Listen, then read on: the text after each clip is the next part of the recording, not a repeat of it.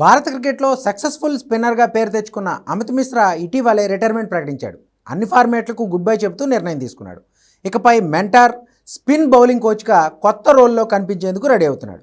అయితే తన సుదీర్ఘ కెరీర్లో ఎదురైన అనుభవాలను తాజాగా ఓ ఇంటర్వ్యూలో పంచుకున్నాడు. ఈ సందర్భంగా కొన్ని వివాదాస్పద అంశాల గురించి కూడా అతను మాట్లాడాడు. స్క్వాడ్లో పేరు ఉన్నప్పటికీ ప్లేయింగ్ 11లో ఆడాలంటే కెప్టెన్ ఫేవరెట్ కూడా అయి ఉండాలని చెబుతూ ఎమోషనల్ అయ్యాడు.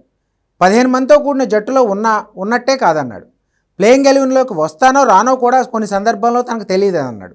ఆ పరిస్థితులు నిజంగా బాధాకరమన్న అమిత్ మిశ్రా భారత్ జట్టు కోసం ఆడాలన్న కళ నెరవేర్చుకోవడం కోసం చాలా అంశాలు తనకి సహకరించాయని చెప్పుకొచ్చాడు. తన కెరీర్లో ఎన్నోసార్లు కెప్టెన్ల ప్రయారిటీయే డిసైడింగ్ ఫ్యాక్టర్గా ఉండేదని వ్యాఖ్యానించాడు.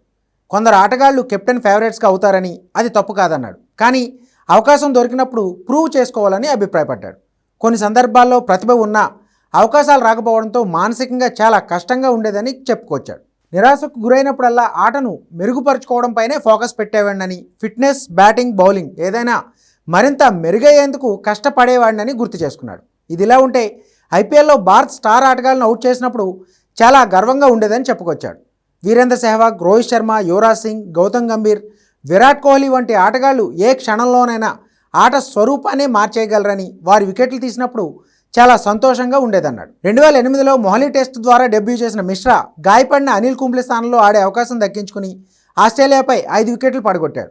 డెబ్యూ మ్యాచ్లోనే man of the match award గెలుచుకోవడం అతని కెరీర్లో పెద్ద మైలురాయిగా నిలిచింది. కానీ ఆ తర్వాత రవిచంద్రన్ అశ్విన్, రవీంద్ర జడేజా వంటి కొత్త తరం స్పిన్నర్లు ఎదగడంతో మిశ్రా ప్లేయింగ్ 11లో చోటు దక్కించుకోలేకపోయాడు.